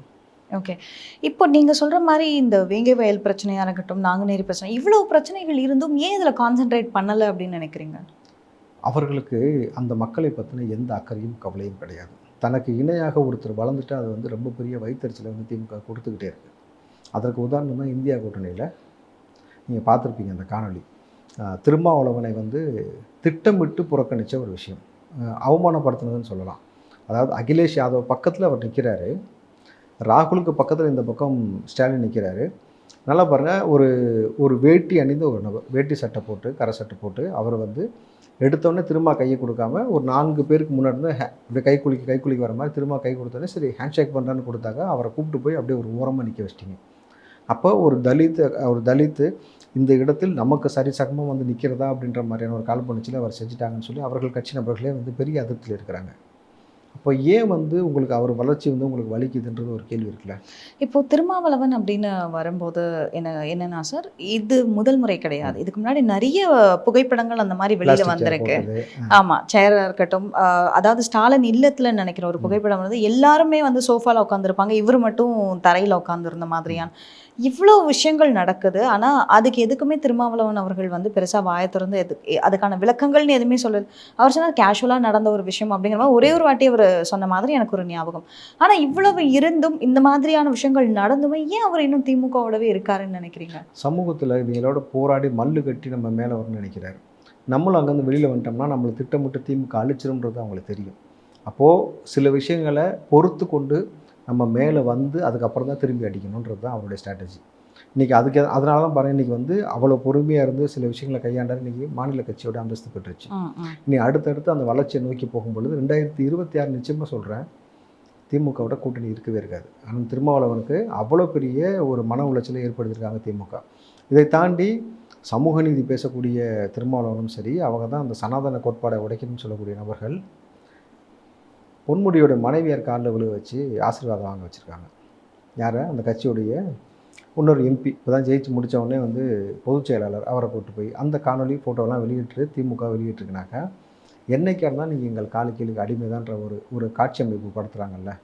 இந்த ஒரு கேள்வி நான் இப்போ இந்த இடத்துல முன்வைக்கிறேன். என்னன்னா மோடி அவர்கள் வந்துட்டு ஒரு பெரிய வயதான ஒரு அம்மையாரோட காலில் விழுந்த ஒரு விஷயத்த வந்து பயங்கரமாக இங்கே வந்து கேலி செஞ்சாங்க. என்னென்னா அவர் ஒரு பிரதமர், என்னவா இருந்தாலும் ஒரு பிரதமர் வந்துட்டு ஒருத்தவங்களோட காலில் விழுந்திருக்கக்கூடாது. அதாவது ஒரு மேடையில் ஒரு ஃபங்க்ஷன் நடக்கக்கூடாது, ஒரு பெரிய மேடையில் வச்சு அவர் ஒரு வயதானவரோட காலில் விழுந்திருக்கக்கூடாது அப்படின்னு ஒரு விமர்சனம் வச்சாங்க. அது மட்டும் இல்லாமல் மற்றவர்கள் மோடியோரோட காலில் விழும்போது கூட வந்துட்டு பிரதமர் அவர் வந்துட்டு அவரோட காலில் மற்றவங்களை விழ வைக்கிறாரு அப்படிங்கிற மாதிரியான விஷயங்களை பேசக்கூடிய நபர்கள் இங்கே இந்த மாதிரியான விஷயங்களில் ஈடுபடுறது சரியா? அதிமுகவை ரொம்ப கடுமையாக விமர்சித்தாங்க.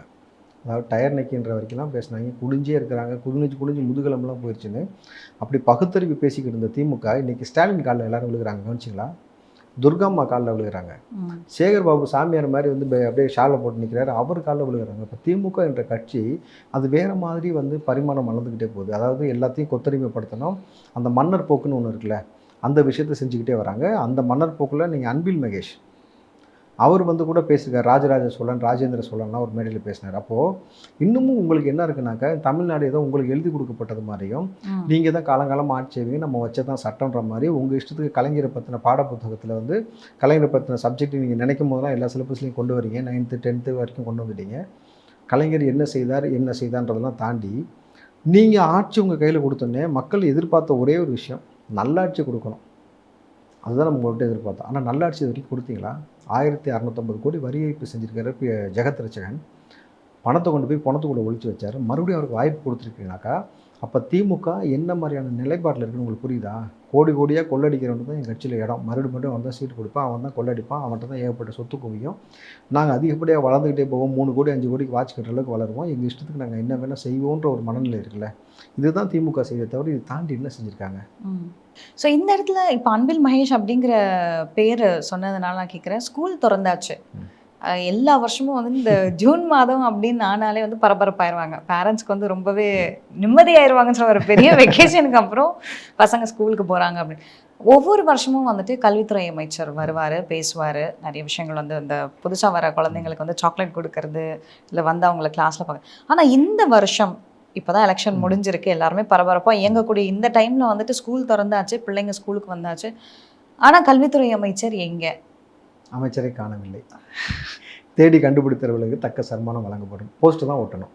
ஏன்னா ஒரே ஒரு பதிவு மட்டும் அன்பில் மகேஷ் போட்டதாக பார்த்தேன். ஒரு ஊடகவியாளர் கூட என்கிட்ட கேள்வி கேட்டிருந்தார். கல்வியில் வந்து நம்ம பிற மாநிலங்களோட போட்டி கிடையாது, பிற நாடுகளோட போட்டின்னு அன்பில் மகேஷ் சொல்லியிருக்காருன்ட்டு. இந்த வாயிலேயே உருட்டுறதெல்லாம் திமுககாரனுக்கு புதுசு கிடையாது. ஏன்னா இந்த பெருவெள்ளம் பாதிக்கப்பட்ட பொழுது கூட எவ்வளோ பேர் பெருவெள்ளத்தில் பாதிக்கப்பட்டு எவ்வளோ இழப்பு ஏற்படுச்சு நம்ம பார்த்தோம். டிஆர்பி ராஜா வந்து கோட்டை போட்டு ஒரு 10 நாள் கழிச்சு சொன்னார், முதல்வருடைய துடித்த நடவடிக்கையால் அடுத்த நாளே வெள்ளம் வடித்து விட்டதுன்ட்டு. இப்போ பதிவுகள்லாம் போட்டாங்க. ரொம்ப இப்போ உங்களுக்கு வடிஞ்சது பற்றிலாம் கேட்கல, தண்ணி வடிஞ்சுதான்ற மாதிரிலாம் போட்டாங்க. அதே போல் அன்பில் மகேஷ் முதல்ல 2 மாதமாக ஸ்கூல் லீவில் இருந்துச்சு, பராமரிப்பு இல்லாமல் இருந்துச்சு. ஒரு கல்வித்துறை அமைச்சர் என்ன பண்ணிருக்குனாக்கா, இந்நேரம் வந்து ஆக்டிவாக களத்தில் நின்று எல்லா கவர்மெண்ட் ஸ்கூல் மட்டும் கிடையாது, ப்ரைவேட் ஸ்கூல்லையும் நீங்கள் ஆய்வு பண்ணியிருக்கணும். ஆமாம், கிளியராக வந்து நீங்கள் வந்து க்ளீன் பண்ணிவிட்டு, இதில் முக்கியமாக நீங்கள் செஞ்சுருக்க வேண்டிய விஷயம் கிளாஸ் ரூமை க்ளீன் பண்ணுறது. கிளாஸ் ரூமை தாண்டி ஸ்கூலில் இருக்கக்கூடிய வாட்டர் டேங்கை க்ளீன் பண்ணுறது. ஏன்னா எவன் எண்ணத்தை கலந்து வைக்கிறான்னு தமிழ்நாட்டில் இன்றைக்கி உங்கள் ஆட்சியில் தெரியல பொழுது இந்த பிள்ளைகள் குடிக்கக்கூடிய புழங்கக்கூடிய தண்ணியை வந்து டேங்கை க்ளீன் பண்ணி நல்ல தண்ணி புதுசாக விட்டு பியூரிஃபை பண்ணி லெட்டின் பாத்ரூம்லாம் கரெக்டாக இருக்கா, டாய்லெட்லாம் இருக்கா, அதுக்கு தனியாக வாட்டர் ஃபெசிலிட்டி இருக்கா, சுகாதார முறையான எல்லாமே இருக்கா, டீச்சர்ஸ் எல்லாம் கரெக்டாக வராங்களா. உள்ளே நீங்கள் பார்த்தீங்கன்னாக்கா இந்த ஆட்சியில் வந்து கவர்மெண்ட் ஸ்கூல் அந்த இடத்துலலாம் நீங்கள் பல பேர் குடிச்சிட்டு வீடியோ எடுத்தது, ஆடியோ போட்டது, பாட்டில் உடைச்சது, அக்கப்புறம் பண்ணுறதுலாம் பார்த்தோம். அப்போ இதெல்லாம் செஞ்சுட்டு அவர் தான் ஒரு 10 நாளைக்கு முன்னாடி அறிக்கை கொடுத்துருக்கணும். ஸ்கூலெல்லாம் பக்காவாக க்ளீன் பண்ணி ரெடி பண்ணி வச்சுருக்கிறோம், மாணவர்கள் வாங்க நாங்கள் வெல்கம் பண்ணுறோன்னு சொல்லணும். அப்படி சொல்ல வேண்டிய ஒரு கல்வித்துறை அமைச்சர் எங்கே போனார் இது வரைக்கும்? ஸ்கூல் திறந்துடுச்சு, ஆளை காணும். அவரையும் காணும், உதயநிதியும் காணும். எலெக்ஷன் முடிஞ்ச உடனே காணா போன 2 பேர் இது வரைக்கும் கண்ணில் தென்படவே இல்லை, எங்கே இருக்காங்கன்னு தெரியவே இல்லை. ஸோ கண்டுபிடித்தவர்களுக்கு தக்க சன்மானம் அளிக்கப்படும். இன்னும் அடுத்து வந்து போஸ்ட்டு தான் ஒட்டணும் அவர்களை தேடி. இப்போ மக்கள் மீது, மாணவர் பிள்ளைகள் மீது உங்களுக்கு எந்த அக்கறையுமே இல்லைன்றதான அந்த ஆட்சியாளர்களில் ஒரு துறையாவது அது சம்மந்தமாக நீங்கள் இது வரைக்கும் கரெக்டாக செயல்பட்டீங்களா? ஆவின் துறை எடுத்தால் கொழுப்பை திருடுறீங்க, சிறார்களை வேலை செய்ய வைக்கிறீங்க. மின்சாரத்துறை எடுத்திங்கனாக்கா மின்சார கட்டணத்தை பல மடங்கு உயர்த்துறீங்க, மாதம் மின் கட்டணம் எடுக்கிறீங்க, எடுக்கலை. பத்திரப்பதிவுத்துறை எடுத்திங்கன்னா பல மடங்கு விலை உயர்த்தியாச்சு. பேருந்து சொல்லவே வேணாம். பேருந்தில் சீட் பெல்ட்டெல்லாம் போடணுமா டிரைவர், தெரியுமா உங்களுக்கு? அதுவே இந்த காவல்துறை நடவடிக்கை எடுத்தப்பட தான் நீங்கள் பஸ்ஸு திரும்பும்போது கண்டக்டர் சீட்டோட கீழே விழுந்து தான் தமிழ்நாடு நடந்துச்சு. இப்போ 2 நாளைக்கு முன்னாடி டயருக்கு தனியாக கண்டு ஓடிச்சு பார்த்தீங்களா? அதை விடுங்க, நேற்று ஒரு காணொலி பார்த்தீங்களா? பஸ்ஸு பிரேக் பிடிக்காமல் நேராக கொண்டு வந்து ஸ்வீட் ஸ்டாலில் உள்ள அடிச்சிட்டான். அப்போது தமிழ்நாட்டில் எந்த அளவுக்கு போக்குவரத்து துறையில் இருக்கக்கூடிய அந்த பிரச்சனை சரி செய்யாமல் இருக்கீங்க. இந்த ஆர்டிஓ என்ன செஞ்சுக்கிட்டு இருக்கிறீங்க? நீங்கள் எப்படி இந்த பஸ்ஸுக்கு எஃப்சி கொடுத்துருப்பீங்க? ஒட்டுமொத்த அதிகாரிகளையும் நீங்கள் தூக்கணும். ஏன்னா எஃப்சி கொடுக்கறதுக்கு முன்னாடி பிரேக்லேருந்து எல்லா கண்டிஷனும் கரெக்டாக இருக்கான்னு பார்க்கணும். டயர் கலண்டு ஓடக்கூடிய அளவில் இருக்கக்கூடிய பஸ்ஸுக்கு நீங்கள் எஃப்சி கொடுத்து மறுபடியும் நீங்கள் வந்து பயன்படுத்தி கொடுக்குறீங்கனாக்கா மக்களை பற்றி உங்களுக்கு எந்த அக்கறையுமே இல்லை. முதலமைச்சர் என்ன சொல்கிறார்? கொடுத்த வாக்குறுதி 100% நிறைவேற்றிட்டேங்கிறாரு. அப்போ எந்த அமைச்சராவது அந்த துறை சார்ந்த வேலையை உருப்படியாக செஞ்சுருக்கீங்கன்னா, நீர்வளத்துறை அமைச்சர்னு ஒருத்தர் இருக்கார் தமிழ்நாட்டில். சிவகங்கை மாவட்டத்தில் நம்ம பிப்ரவரி மாதம் கூட பேசியிருக்கிறோம். ஊற்றை பறிக்க வச்சு மக்கள் போய் பெண்கள், அதுவும் குறிப்பாக பெண்கள் நடந்து போயிட்டு தண்ணியை வந்து காலையிலேருந்து சாயங்காலம் வரைக்கும் நின்று 2 குடம் தண்ணிக்காக ஊற்றில் தண்ணி வர வச்சு எடுத்தாங்க. அப்புறம் மார்ச் ஏப்ரலில் ஊற்றும் வரல. தமிழ்நாட்டில் மட்டும்தான் இன்னும் கல்யாணம் முடிச்சுட்டு போகக்கூடிய பெண்களுக்கு அந்த தள்ளு வண்டியை சீதனமாக கொடுக்கக்கூடிய ஒரு பண்பாடு இப்போ வரைக்கும் இருக்குமா? நீங்கள் தென் மாவட்டங்களில் நீங்கள் போனீங்கன்னாக்கா அந்த 5 குடம் வச்சுட்டு கையில் தள்ளிட்டு போங்க வண்டி. அந்த வண்டியை பொம்பளை பிள்ளை கட்டி கொடுக்கும் போதே சீதனமாக கொடுக்குறாங்க. ஆனால் இன்றைக்கி சொம்பு இல்லை அண்டான்னு என்னை சொல்லுங்கன்னு சொல்லிட்டு செந்தில்வேல்னு ஒருத்தர் இருக்கார், ஊடகவியலாளர்னு. திமுக மேடையில் ஏறி போன வாரம் பேசுகிறாரு. தமிழ்நாட்டில் தண்ணி இல்லாத காடுன்றதே ஒன்று கிடையாது. நாங்களாம் ஒரு காலத்தில் குடத்தை போட்டு தண்ணி எடுத்துருக்கிறோம். இன்றைக்கி தண்ணி இல்லாத காடுன்னு ஒன்று இல்லவே இல்லை. அதுக்கு காரணம் வந்து பார்த்திங்கன்னா டாக்டர் கலைஞர்னு பேசியிருக்காரு. வெக்கம் இருக்குமா தெரியல அவங்களுக்குலாம். ஒரு அமைச்சர் கூட அந்த அமைச்சருக்கான பொறுப்பு ஒன்று இது வரைக்கும் எந்த வேலையும் செய்யலை. இந்த லட்சணத்தில் வந்து பார்த்தீங்கன்னாக்கா வர 14ஆம் தேதி அண்ணனுக்கு வந்து தீர்ப்பு வேறு சொல்கிறாங்க. இப்போ இந்த தீர்ப்பு அப்படின்னு சொல்லும்போது என்னென்னா, இவ்வளவு நாட்கள் வந்து அந்த தீர்ப்பு தள்ளி போயிட்டே இருந்தது. இன்னைக்கு நாளைக்கு அப்படிங்கிற மாதிரியான விஷயங்கள் தீர்ப்புக்குள்ளேயே வரல. ஆமாம், இப்போ திடீர்னு வந்து 14ஆம் தேதி வந்து தீர்ப்பு அப்படின்னு சொல்கிறாங்க. உண்மையிலே இது தீர்ப்பு என்ன தீர்ப்பு வரும் அப்படிங்கிறது கூட தெரிஞ்சிருக்கோ, உங்களுக்கு தெரிஞ்சிருக்கிறதுக்கான வாய்ப்புகள் அதிகமாக இருக்கும் அப்படின்னு நினைக்கிறேன். என்ன தீர்ப்பு வரும்? விடுதலை ஆவார், அதில் எந்த மாற்றமும் இருக்காது. ஷோராக அவர் விடுதலை செஞ்சுருவாங்க. சரி, எனக்கு செப்டம்பர் மாதம் செந்தில் பாலாஜி வெளியே வர்றதுக்கான எல்லா வழிவகையும் இருக்குது. அந்த முன்னெடுப்பு எடுத்துட்டாங்கன்னு கேள்விப்பட்டேன். நான் கூட பல ஊடகத்தில் சொல்லியிருந்தேன். ஆனால் இன்றைக்கு இருக்கிற நிலைமை பார்த்தீங்கன்னாக்கா இன்னும் 3 நாளில் தீர்ப்பு 14ல். மேபி அப்போவே கூட அவருக்கு பாசிட்டிவாக வந்து எல்லாமே நடக்கிறதுக்கான வாய்ப்பு இருக்குது. ஸோ நகர்வுகள் எல்லாமே வேறு மாதிரி கொண்டு போயிட்டாங்க திமுக. அண்ணன் செந்தில் பாலாஜி வெளியில் வருவார். செந்தில் பாலாஜிக்காக 3 இலாக்காக்களை ஒதுக்கி வச்சுருக்கிறாங்க. நீங்கள் என்ன சொன்னோன்னா, ஸ்டாலின் சொன்னார் புதுசாக அமைச்சரவை மாற்றம் ஏற்படுங்க.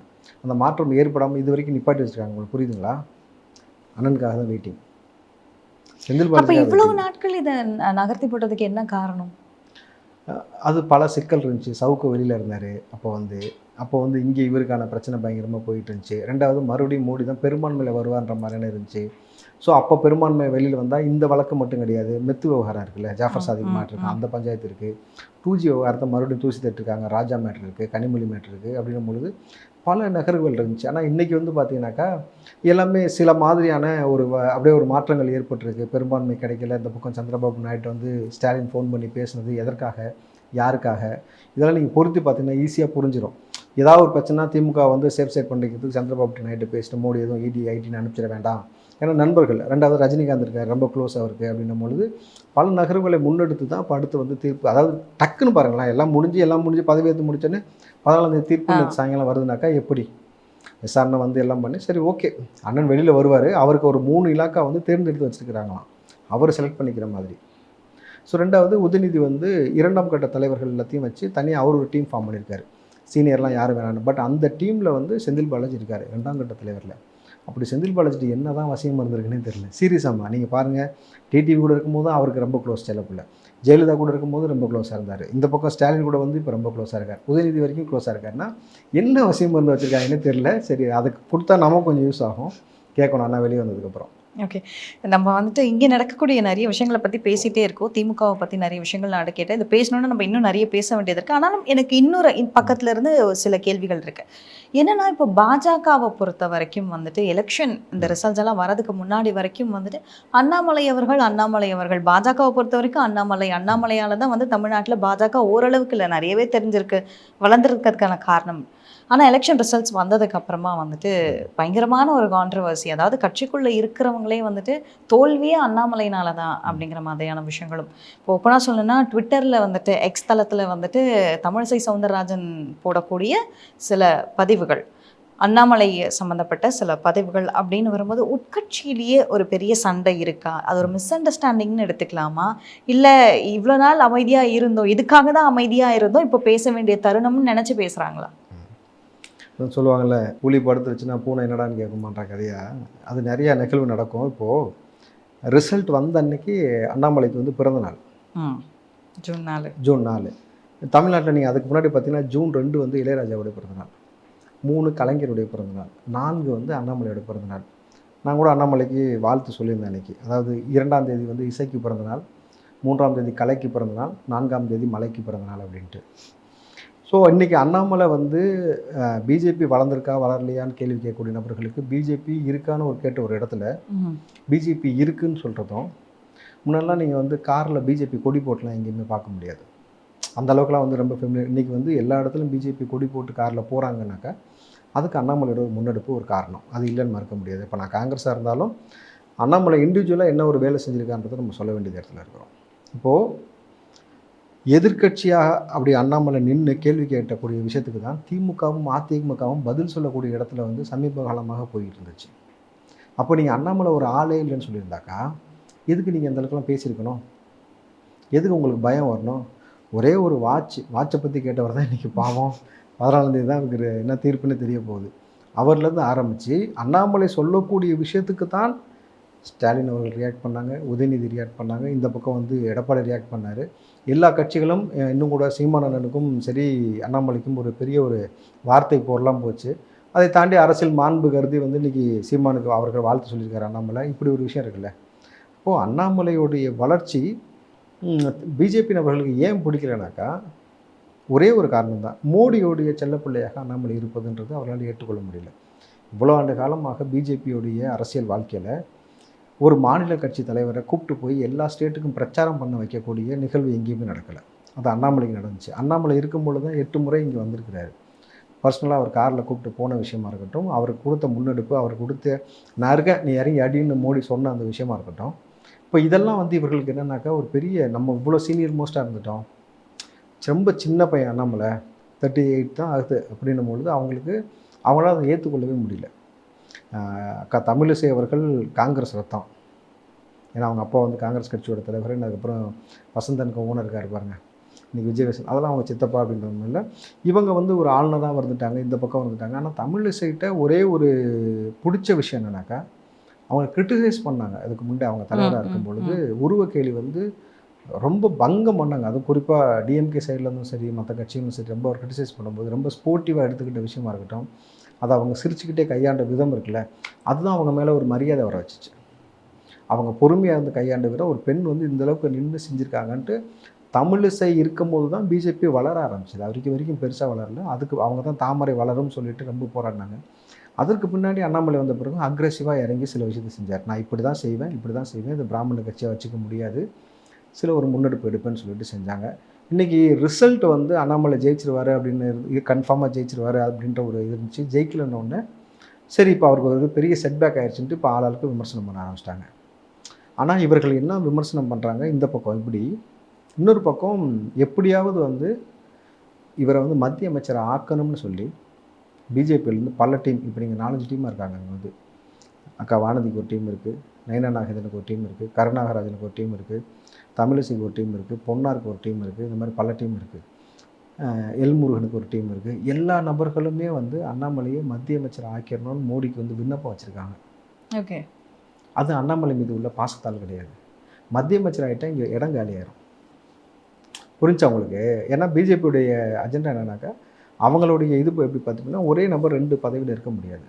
இப்போ மத்திய அமைச்சராகி அண்ணாமலை வெளியில் போயிட்டாருன்னா இங்கே நம்ம உட்காந்துக்கிட்டு நம்ம வந்து அண்ணாமலை இப்போ ஒரு growth கொண்டு வந்துட்டார்ல, தமிழ்நாட்டில் ஒரு இம்பாக்ட் ஏற்படுத்திச்சிட்டார்ல, அந்த இடத்துல நம்ம நோகாமல் போய் உட்காந்துக்கலாம் அப்படின்னு நினைக்கிறாங்க. நம்ம உட்காந்துட்டு நம்ம வந்து அடுத்து பயங்கரமாக வளர்ச்சி பெற்ற மாதிரி ஒரு கட்டமைப்பு பண்ணலான்ட்டு. அது நடக்கலை. எல்முருகன் மட்டும்தாங்க பதவியை தவிர இவர் ஏற்கலன்னா மறுபடியும் இவர் இங்கே தான் இருக்க போகிறாரா போச்சுறான்ட்டு அப்படியே அந்த புகைச்சல் தான் இப்போ அவங்களுக்குள்ளே புகஞ்சிக்கிட்டு இருக்கு. Okay okay. தமிழ்நாட்டு அரசியலை பொறுத்த வரைக்கும் எனக்கு தெரிஞ்ச அண்ணாமலை ஆரம்பத்துலேருந்தே சொன்ன விஷயம் என்னன்னாக்கா, நாடாளுமன்றம் என்னோட இலக்கு இல்லை, என் ஆசை இல்லை. மோடி சொன்னதுக்காக தான் நின்னேன். நான் 2026 தான் எனக்கு இலக்கு, எனக்கு சட்டமன்றம் தான் இலக்கு. ஏன்னா அண்ணாமலைக்கு என்னென்னா சட்டமன்றத்துக்குள்ளே நம்ம ஜெயிச்சு போகணும், அங்கேயும் போய் உள்ளே குடைச்சல் கொடுக்கணும். இந்த எலி உட்காந்து கொடாயிருந்தீங்க அடியிலேருந்து, அந்த மாதிரி அந்த கொடாச்சலை வந்து திமுகவுக்கு அதிமுகவுக்கு எல்லா நபர்களும் கொடாஞ்சார்ல. அப்போ தமிழ்நாடு அரசியலுக்குள்ளே இவர் வந்த பிறகு தான் டிஎம்கே ஃபைல்ஸ்னு வெளியே வந்துச்சு, ஒவ்வொருத்தரோட சொத்து பட்டியல் வெளியே வந்துச்சு, ரொம்ப அக்ரெசிவாக சில விஷயம் செஞ்சார்ல. அந்த மாதிரி மாநில தலைவரை இங்கே அவர் தொடர வேண்டியது தமிழ்நாட்டுக்கு ஒரு தேவை இருக்குது. ஓகே. அந்த தேவை வந்து பார்த்தீங்கன்னாக்கா இந்த திமுக செய்யக்கூடிய அராஜகத்துக்கு கேள்வி கேட்கறதுக்கு ஒரு துணிச்சலாக கேள்வி கேட்கறதுக்கு ஒரு ஆள் வேணும். ஏன்னா எடப்பாடி அவர்கள் கூட சில விஷயத்தில் கேட்காத கேள்வினா அவர் கேட்டிருக்காரு. ரொம்ப பெரிய உங்களுக்கு ஒரு தலைவலியாக அமைஞ்சிருக்காங்க திமுகவுக்கு. இன்ஃபேக்ட் திமுகலேருந்தே இவரை மத்திய அமைச்சர் ஆக்கிறதுலாம் ரெஃபர் பண்ணியிருக்காங்களாம். ஆனால் வேலைக்கு ஆகலை. அப்போ வந்து ஒரு தனிநபர், ஒரு சின்ன பையன் அப்படின்னு சொல்லிட்டு வந்த ஒரு நபருக்கு மேலே நாங்கள் அரசியலில் வந்து பழந்துன்னு கொட்டை போட்டோன்னு சொல்கிற நபர்கள் எல்லாம் அலறீங்கனாக்கா அங்கே பிரச்சனை எங்கே இருக்குது? உங்களுக்கு அவ்வளோ திருட்டுத்தனம் இருக்குது, புரியல? அவ்வளோ கொள்ளடிச்சு வச்சுருக்கீங்க, அவ்வளோ ஊழல் இருக்குது, அவ்வளோ பிரச்சனை பண்ணி வச்சுருக்கீங்க. எல்லா விஷயத்தையும் ஒரு தனிநபர் வந்து வெளியில் கொண்டு வராருன்னும் பொழுது, ஓ டிஆர் பாலுக்கு இவ்வளோ சொத்து இருக்கா, இந்த மாதிரி வந்து ஜெகத் ரச்சனுக்கு இவ்வளோ சொத்து இருக்கா, இந்த மாதிரிலாம் பண்ணிருக்காங்களான்ற எல்லா விஷயத்தையும் வெளியில் கொண்டு வராரு. பத்தாவதுக்கு நீங்கள் பார்த்தீங்கன்னாக்கா இந்த 2G விவகாரமாக இருக்கட்டும், ராசா பேசுனதும், ராசாவும் அவர் ஜாஃபர் பேசின ஆடியோ வெளியிட்டதாக இருக்கட்டும், சண்முகநாதன் ஜாஃபர் பேசின ஆடியோ எல்லாத்தையும் வெளியிட்டு, ஸோ அடுத்தடுத்து திமுக எப்போவோ செஞ்ச அத்தனை தப்புகளையும் தோண்டிடுவார். போலீஸ்காரில் என்ன தான் இருந்தாலும் அந்த வேலை செஞ்சுக்கிட்டே இருப்பாங்க அவங்க வந்து. அதனால் இவங்களுக்கு பெரிய தலைவலி இன்றைக்கி. அதனால தான் தமிழிசை வந்து அதையும் ஏற்றுக்கொள்ள முடியல, கவர்னர் பதவியும் விட்டுட்டு வந்துட்டாங்க. இப்போ இங்கே மாநில தலைவராக காட்டி அவங்களுக்கு ரொம்ப அசிங்கமாக இருக்கும், என்ன பண்ண போகிறதுன்னு ஒரு விரக்தி மனநிலையில் பேசுகிற மாதிரி தான் எனக்கு தெரியுது. ஓகே. இன்னொரு விஷயம், பாஜகவில் வந்துட்டு நீங்கள் இப்போ சொன்ன மாதிரி தமிழிசை சவுந்தரராஜன் இந்த பதவியில் இருந்தப்பவும் சரி, இந்த மாநில தலைவர் பதவியில் இருந்தப்போ அப்புறம் கவர்னர் ஆனாங்க, அந்த மாதிரியான பதவிகள் இருந்துச்சு. இப்போ அதுவுமே இல்லாமல் திரும்ப வந்துட்டாங்க. நிர்மலா சீதாராமனுக்கு ஒரு முக்கியத்துவம் இருக்குது பாஜகவில், அது ஏன் தமிழிசை சவுந்தரராஜனுக்கு இல்லை அப்படிங்கிற ஒரு கேள்வியும் இருக்குது. ஏன் நினைக்கிறீங்க? அது பிஜேபி தான் சொல்லணும். ஏன்னா நிர்மலா சீதாராமனை நீங்கள் பல துறையில் வச்சுட்டாங்க, ஃபினான்ஸ் மினிஸ்டராக வச்சுட்டாங்க, அப்புறம் மற்றதுக்கும் வச்சுட்டாங்க. மறுபடியும் அந்த இடத்தை வந்து அக்கா தமிழிசை வந்து ரீப்ளேஸ் பண்ணாட்டி அவங்க தான் அவங்களுடைய தகுதியை வளர்த்துக்கணுமே தவிர அதுக்கு நம்ம ஒன்றும் பண்ண முடியாது. இப்போது நீங்கள் உங்களுக்கு தகுதி இருக்குது, உங்களுக்கு திறமை இருக்குன்றது நீங்கள் எஸ்டாப்ளிஷ் பண்ணணும். அதை வந்து அவங்க கண்டறியணும். கண்டறிஞ்சால் தான் உங்களை வந்து அந்த பொறுப்புக்கு கொண்டு வந்து உட்கார வைப்பாங்க. கவர்னருக்கு உங்களை கொண்டு போய் உட்கார வச்சாங்கல்ல, ஒவ்வொருத்தருக்கும் ஒவ்வொரு உயரம்னு ஒன்று இருக்குது. அந்த உயரத்தை வந்து மேலே இருக்கிற நபர்கள் கண்டறிவாங்க. அவங்க மட்டும் இல்லாமல் தனியாக அவங்க ஐபிலாம் இருக்குது. ஸோ ஐபி இருக்குது, அவங்கள வச்சு அவங்க என்னென்ன மாதிரியான தரவுகள் எடுக்கணும், இவங்களுடைய வேல்யூ என்னன்றதை அவங்க முடிவு பண்ணுவாங்க. அப்படி இல்லாட்டி ஒன்றுமே இல்லாமல் எங்கேயோ போலீஸாக வேலை செஞ்சுட்டு அண்ணாமலை எது கூப்பிட்டு நீங்கள் போகிற வேணும். அப்போது ஒரு அப்போ அவர் உள்ளே வரும்போது 36 வயசு அண்ணாமலைக்கு. 36 வயசு ஒரு பையனை கொண்டு வந்து நம்ம ஒரு மாநில பொறுப்பில் உட்கார வைக்கிறோம். தமிழ்நாட்டுடைய களம் அதிமுக திமுகன்னு ரொம்ப பெரிய 2 இமாலய சக்தி இங்கே இருக்குது. இவர்களெல்லாம் உடைக்கணும். பிஜேபி வந்து நோட்டாக்கு கீழே வந்து ஓட்டு வாங்கியிருக்கு. அப்படின்னும் போது இந்த இடத்துல இவ்வளோ பெரிய சேலஞ்சிங் ரோலை ஒரு 36 வயசு பையன் நம்பி கொடுக்குறாங்கனாக்கா, இப்போ அண்ணாமலைக்குள்ள இருக்க இன்புட் அந்த ஸ்டஃப்பை பார்த்துருக்காங்கல்ல, இப்போ அதனால தானே கொடுத்துருக்காங்க. இல்லாட்டி மோடி வந்து அவர் காரில் பர்சனலாக போகும்போது கூப்பிட்டுட்டு ஏறி பேசிட்டு போகிறதா இருக்கட்டும், எல்லா விஷயத்தையும் முன்னெடுக்கக்கூடிய விஷயம் இருக்குல்ல. நீங்கள் தான் அரசியலில் வந்து பொறுத்த வரைக்கும் பார்த்தீங்கன்னா உங்களுக்கு யாருமே ஸ்பூன் ஃபீடிங் பண்ண முடியாது. உங்களுடைய தனித்திறமையை நீங்கள் வளர்த்துக்கணும், உங்களுடைய எஃபர்ட் என்னன்றது நீங்கள் காட்டணும், உங்களுக்கான இண்டிவிஜுவாலிட்டி காட்டணும். அப்போ தான் உங்களுக்கான தகுதி, உங்களுக்கான பதவி வந்து சேரும். அதை விட்டுட்டு அவனுக்கு கிடச்சிருச்சு, இவனுக்கு கிடச்சிருச்சு, எனக்கு கிடைக்கலன்னு எண்ணெய் தடவிட்டு உருண்டா மனெல்லாம் ஒட்டாது, சரிங்களா? அப்போது நீங்கள் உங்களுடைய தகுதியை வளர்த்துக்கங்க. அதை செய்யாமல் நீங்கள் வந்து வைத்தறிச்சப்படுறது அரசியல் பிரயோஜனப்படாது. இது ஏதோ குடும்ப சொத்தாக இருந்துச்சுன்னு வச்சுங்களேன், அண்ணனுக்கு இவ்வளோ சொத்து கொடுத்துட்டு, தம்பிக்கு இவ்வளோ சொத்து கொடுத்துட்டு, எனக்கு கொடுன்னு சண்டை போட முடியும். அரசியலில் உங்களுடைய இண்டிவிஜுவாலிட்டி தான் எப்பயுமே பேசணும். அப்படி தான் தலைவர்களை உருவாயிருக்காங்க. அது காமராஜராக இருக்கட்டும், கக்கனாக இருக்கட்டும், விவேகானந்தராக இருக்கட்டும், காந்தியாக இருக்கட்டும், நேருவாக இருக்கட்டும், எல்லாருமே அது போல் தான். அப்போ அந்த போல் நீங்கள் உங்களை வளர்த்துக்கிட்டால் மட்டும்தான் இங்கே நிற்க முடியுமே தவிர பொறாமப்பட்டு 10 காசுக்கு பிரச்சனை கிடையாது. ஓகே. ஸோ இன்றைக்கி நேர்காணலில் வந்து நிறைய விஷயங்கள் நான் உங்ககிட்ட கேட்டேன், நிறைய விஷயங்கள் வந்து நீங்கள் தெளிவாக பதிவு பண்ணியிருக்கீங்க. நீங்கள் சொன்ன மாதிரி அடுத்தடுத்து என்ன மாற்றங்கள் நடக்குது அப்படிங்கிறத பொறுத்திருந்து பார்க்கலாம். இன்றைக்கி நேர்காணலில் கலந்துக்கிட்டு நிறைய விஷயங்களை பதிவு பண்ணதுக்கு ரொம்ப நன்றி. நன்றிம்மா.